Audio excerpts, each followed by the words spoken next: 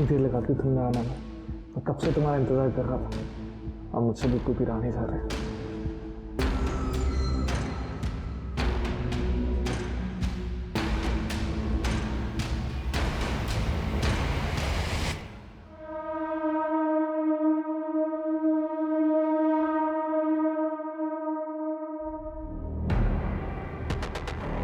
क्या हुआ, बहुत खुश लग रही हो? बात ही ऐसी है, ये देखो।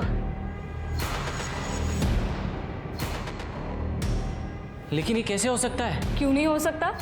राधा के साथ कुछ भी हो सकता है। वैसे भी अपने आप को बड़ी हूर की परी समझती है ना वो।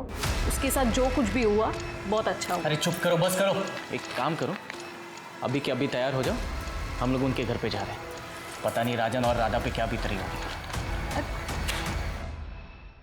सर, हमने पूरी कैलाश सोसाइटी, उनके पड़ोसियों और राधा के दोस्तों से भी बात की, लेकिन किसी को नहीं पता था कि राधा प्रेग्नेंट थी। किसी ने राधा का वजन बढ़ते हुए नहीं देखा, कोई प्रेगनेंसी सिम्टम्स नहीं।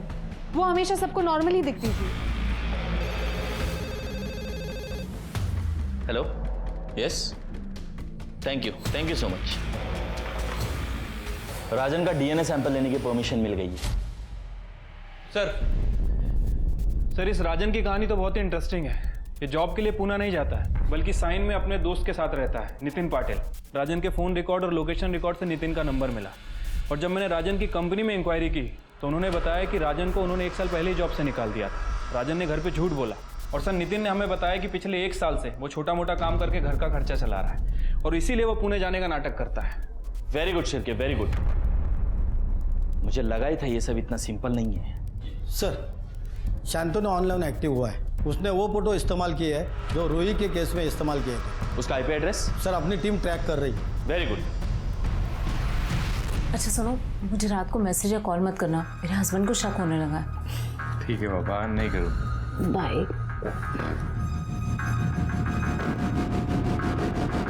ठीक है, ती फाईल तयार करा, मी बघतो नंतर। सर, हॉस्पिटल से फ़ोन आया था, वो बच्चा ही इज़ नो मोर। कोई इतना बेरहम कैसे हो सकता है? एक नवजात बच्चे को मरने के लिए छोड़ दिया। सर, राजन का डीएनए बच्चे के डीएनए से मैच होता है। वो बच्चा राजन और राधा का ही था। अब ये मर्डर केस है। राधा बोरकर, तुमने तुम्हारे बच्चे को लावारिस छोड़ा, जिसकी वजह से उसकी मौत हो गई। क्या? बच्चा मर गया? जी हाँ, राजन के डीएनए टेस्ट से ये प्रूव हो चुका है कि ये बच्चा इन दोनों का ही है। राधा, हमारे साथ चलो। तृप्ति। एक मिनट सर, आप लोग हमें बिना बात के फंसा रहे हैं। किसी दूसरे का पाप आप हमारे सर पे डाल रहे हैं। अरे गलती हो गई मेरी बीवी से, जो उस दिन उस बच्चे के बारे में आपको इन्फॉर्म कर दिया। इससे तो बेहतर होता किसी कूड़ेदान में फेंक देती। ए शाण्या, सायन को पूना बताने वाले, शांत रहा जरा। सर, कि ये अपना पूरा हफ्ता कहाँ बिताता है? जहां तक मैं जानता हूं ये पूना तो नहीं जाता। क्यों? राजन? अरे राजन काय म्हणतायत ते? हाऊ जॉब छूट गई थी मेरी। सायन में मैं अपने दोस्त नितिन के साथ ही रहता था, वहीं छोटा मोटा काम करता था। बहुत टाइम से जॉब ढूंढ रहा हूँ, अभी तक मिली नहीं है। क्या बोलता आप सबको? आई एम सॉरी, आपके परिवार को ये सब इस तरह बताना पड़ा। देखिए, पुलिस अपना काम पूरी ईमानदारी से करती है, और डीएनए टेस्ट से ये पता चल चुका है कि बच्चे के बाप तुम ही हो। तुम ही हो। तो अभी ठंडे दिमाग से सोचो कि राधा के साथ तुमने आखिरी बार संबंध कब बनाए? सर मैंने आपको पहले ही बताया, 1 साल पहले, शायद 8-9 महीने पहले। मतलब 8 महीने? राधा, क्या वो बच्चा हमारा था?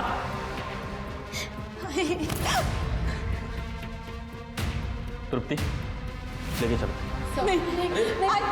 आपको कुछ गलत फहमी हुई है? साहब, राजन ने कुछ नहीं किया।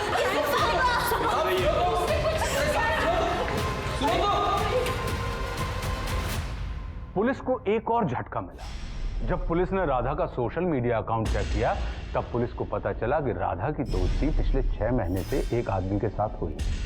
वो आदमी जिसका नाम शांतनु था। ये पुलिस के लिए खतरे की घंटी थी, क्या ये वही शांतनु है जो पिछले 6 महीने से अधिक समय से नहीं मिल रहा है? क्या उसने ही राधा के साथ धोखा किया है?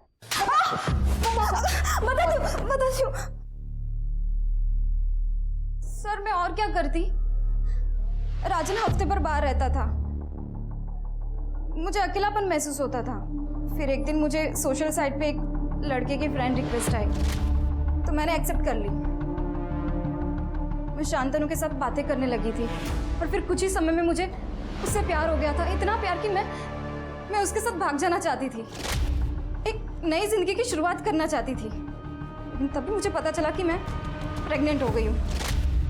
मुझे बच्चा नहीं चाहिए था सर, और मैं किसी को कुछ बता भी नहीं सकती थी, और अबॉर्शन तो मैं करवा भी नहीं सकती थी, क्योंकि अगर मैं जाती तो अथॉरिटीज़ के पास मेरा नाम चला जाता। इसलिए मैंने तय किया कि मैं किसी को कुछ भी नहीं बताऊंगी, और जब बच्चा पैदा हो जाएगा तो उसको मैं कहीं फेंक दूंगी। और मेरा पेट ना दिखे इसलिए मैं साड़ी के नीचे कपड़ा बांधती थी, बॉडी सूट पहनती थी। लेकिन 9 तारीख रात को जब भाई पापा एक फंक्शन में गए और राजन भी पुणे गया था, तब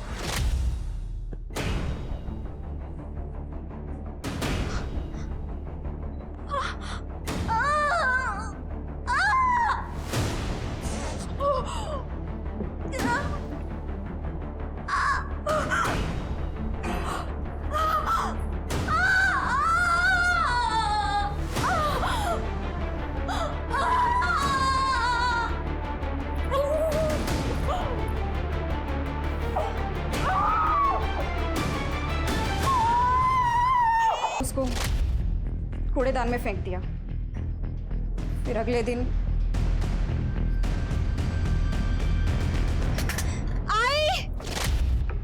सर एक मिनट, एक गुमनाम फोन आया था। वो आदमी बोल रहा है कि वो राजन का दोस्त है, और राजन को राधा के अफेयर के बारे में पता था।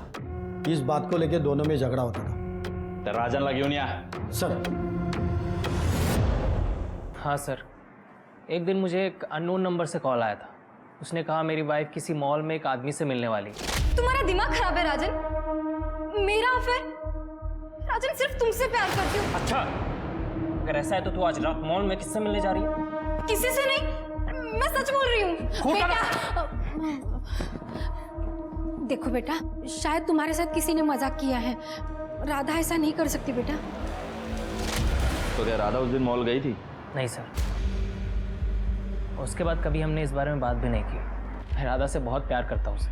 मैं कभी सपने में भी नहीं सोच सकता कि वो अपनी प्रेगनेंसी के बारे में मुझसे छुपाएगी, बल्कि उसे ऐसे ही छोड़ देगी, एक ऐसे इंसान के बारे में सोचते हुए जिसे कभी उसने देखा भी नहीं था। इन सब चक्करों के चक्कर में मैंने अपना बच्चा खो दिया। शेर के इतना सब सुनने के बाद ताज़ी हवा की सख्त ज़रूरत थी। हाँ सर, वैसे जब हम राजन को इंटरोगेट कर रहे थे तब सर राधा के फ़ोन की रिपोर्ट आई थी। राधा के फ़ोन में ना तो कोई अश्लील वीडियो है, ना ही कोई अश्लील फ़ोटो, जैसा कि सेलिना के फ़ोन में मिला था, और ना ही कोई ऐसा वीडियो डिलीट किया गया है। मतलब राधा को कोई ब्लैकमेल नहीं कर रहा था? लेकिन ये शांतनु तो पहले दोस्ती करता है, फिर प्यार मोहब्बत का नाटक करके ब्लैकमेल करके पैसे लेके भाग जाता है। ये राधा के लिए हृदय परिवर्तन कैसे हो गया इसका? सर वही तो समझ। शांतनु को ट्रैक कर लिया है। उसके आईपी एड्रेस के मुताबिक उसने एमजी रोड पर अभी एक फ्लैट किराए पे लिया है, और सर इस वक्त वो दौलत नगर की रहने वाली सोनल कपाड़िया को अपने जाल में फंसा रहा है। Very good. अब 2 टीम बनाओ और दोनों जगहों को सर्विलेंस पे रखो। शांतनु, सुनो, मुझे 2 लाख रुपए की बहुत ज़रूरत है। कुछ मेडिकल इमरजेंसी है, प्लीज़ पैसे अरेंज करवा दो। मेरे पास 2 लाख रुपए नहीं है, लेकिन हुआ क्या है? वो सब मैं तुम्हें मिलकर बताऊंगा।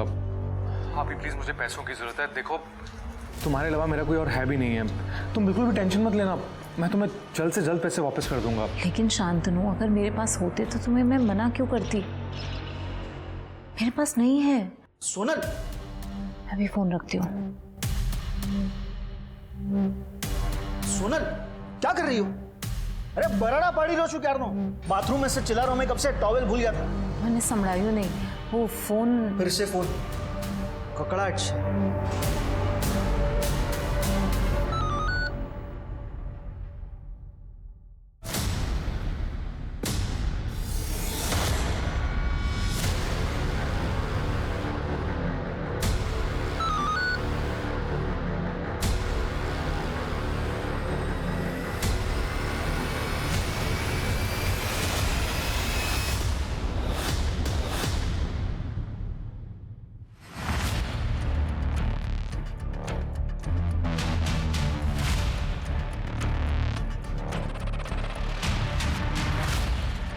सर, सोनल निकल चुकी है। वो सोनल से ही मिलने जा रहा है। सर मेरे हिसाब से मीटिंग पांचाल पार्क में होने वाली है। तुम दोनों मुझे लोकेशन भेजो, मैं वहीं पहुंचता हूँ।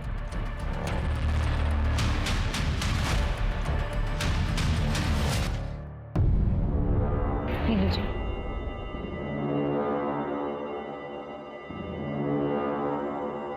तुम ये ठीक नहीं कर रहे हो शांतनु।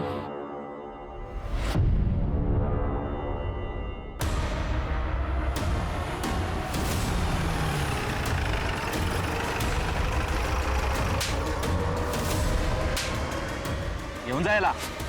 क्या किया? सब मेरे हस्बैंड घर पर। देखिए आप घबराइए मत, इसने क्या क्या किया हम सब जानते हैं। आप थाने में आकर एक फॉर्मल कंप्लेन कर देना, आपका नाम बाहर नहीं आएगा।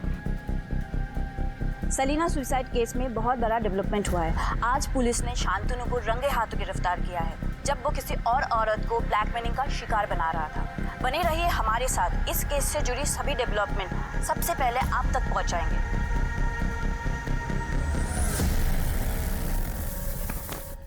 शांतनु दास गुप्ता, बता कितनी?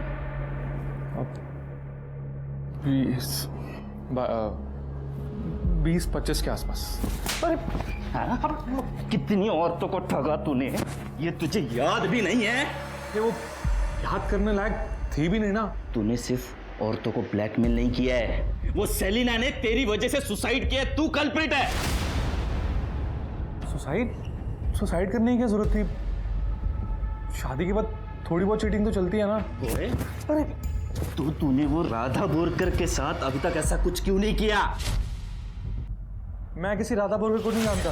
अच्छा, अरे मैं नहीं याद नहीं है? राधा बोरकर 22 साल शादीशुदा। 22 साल?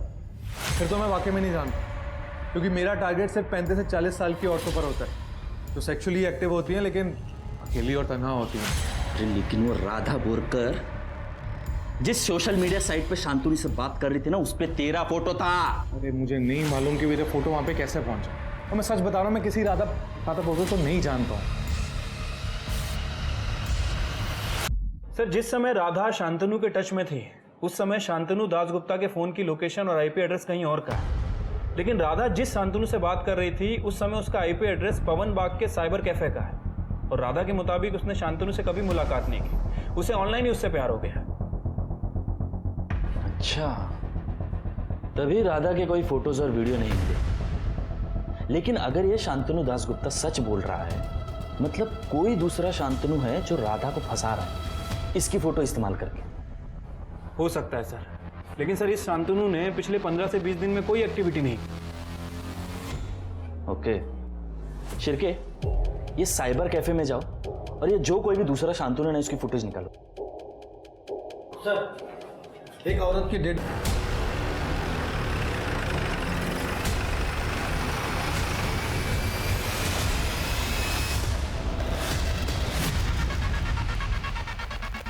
ये क्राइम सीन नहीं है।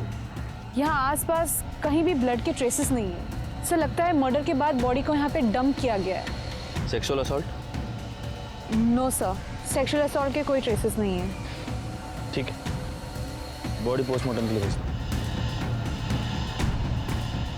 यहाँ एरिया में सीसीटीवी कैमरास? सर दोनों साइड 5 किलोमीटर तक कोई भी सीसीटीवी कैमरा नहीं है। तभी कातिल ने जगह चुनी है बॉडी डंप करने की।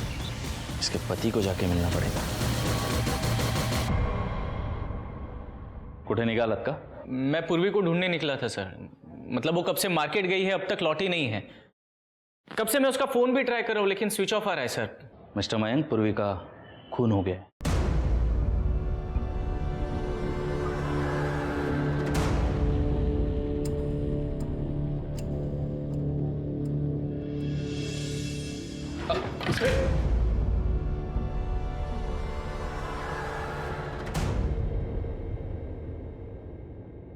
मिस्टर मयंक, सांभाळा स्वतःला। पूर्वी की डेड बॉडी हमें जंगल में मिली। उसको कोई क्यों मारेगा सर? पूर्वी की किसी से दुश्मनी, झगड़ा वगैरह? पूर्वी के डेड बॉडी के पास हमें उसका पर्स, मोबाइल कुछ नहीं मिला। क्या वो यहाँ हो सकता है? नहीं सर, वो अपने साथ लेकर गई थी, इसलिए तो मैं उसको फोन ट्राई कर रहा था सर। हमें फिर भी एक बार घर की तलाशी लेनी होगी। चेक करा। तुप्ति, साइबर टीम को बुलाओ और पूर्वी का सोशल मीडिया अकाउंट चेक करवाओ। Yes sir.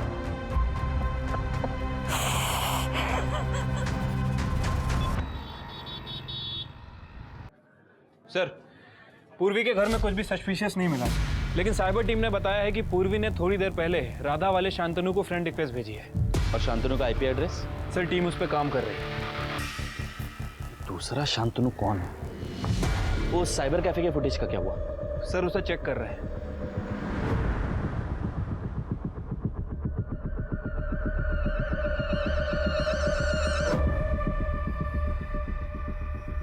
कुछ मिला?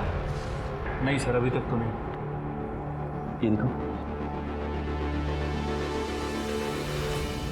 एक मिनट, ये गोल्फ कैप वाला आदमी ये पहले भी दिखा था ना? ओके। ये जूम करो।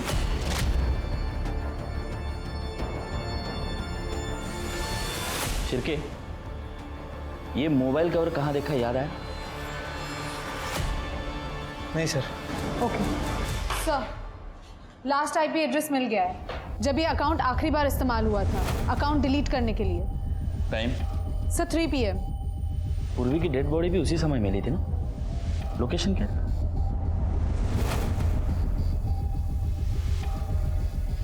ये लोकेशन मैंने जहां ये मोबाइल कवर देखा है उस लोकेशन से मैच होती है।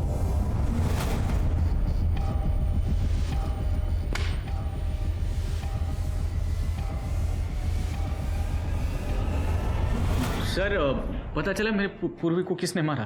क्यों, तुम्हें नहीं पता? अरे सर, ये क्या बदतमीजी है। मैंने तो सिर्फ आपसे इतना पूछा कि पूर्वी को किसने मारा। पूर्वी को उसने मारा जिसके मोबाइल का कवर ये।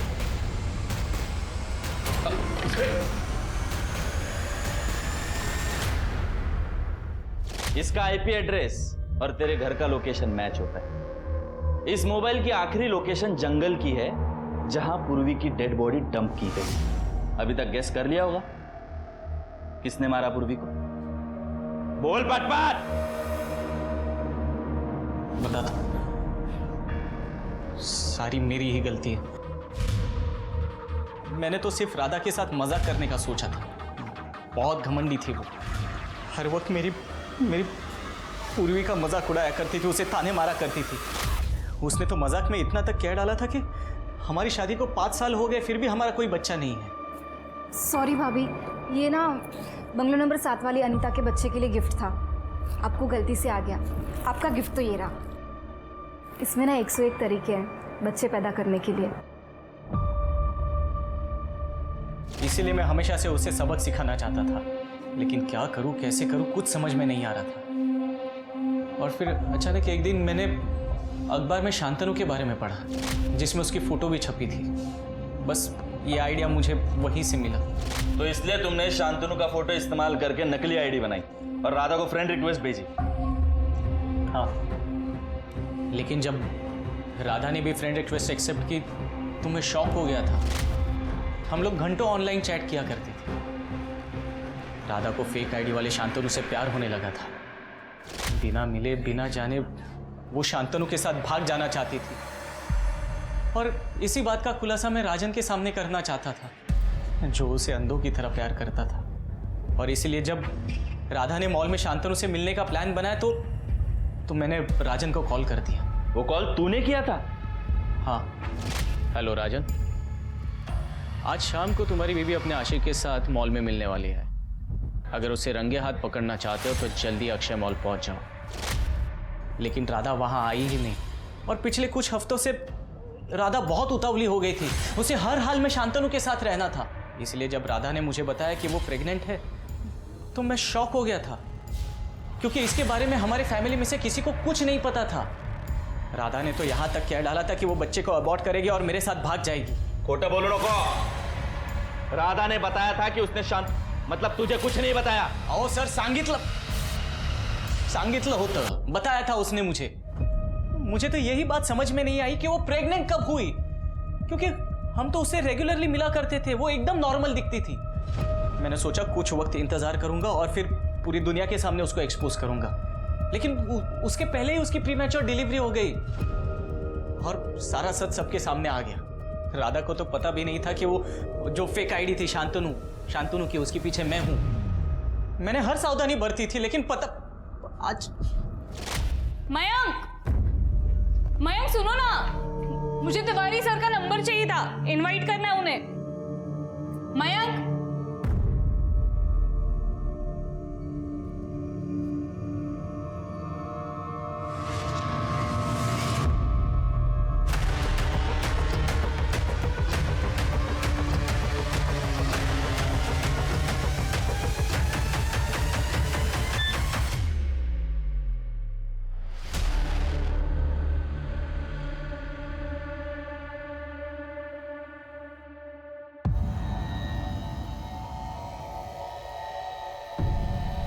क्या हुआ? मैंने ही भेजी है रिक्वेस्ट। तुम ही शांतनु हो ना? राधा के साथ तुम ही चैट कर रहे थे। अरे नहीं पूर्वी, अफेयर चल रहा है ना तुम्हारा राधा के साथ? अरे नहीं, मैंने कैसे नजरअंदाज कर दिया? इसलिए तो तुम हमेशा उसकी तरफदारी करते रहते थे। अरे नहीं, मैं तो बस वो मजाक के तौर पे। मैं पुलिस के पास जा रही हूँ, सब कुछ बता दूंगी उन्हें। अरे पूर्वी देखो, तुम ऐसे कुछ भी नहीं करने वाली। उसे बच्चा अबॉर्ट करने के लिए तुमने कहा था, मतलब वो बच्चा भी तुम्हारा है ना, इसलिए तो उसका डीएनए। मैं बता दूंगी पुलिस को सब कुछ। अभी पूरी सुन, अरे ऐसी कोई बात नहीं, सुनो, बैठो यहाँ पर, मैं तुमको सब बता। बैठो, जिंदगी बर्बाद कर दी है तुमने मेरी। कुछ बर्बाद नहीं किया है। सुनना मुझे।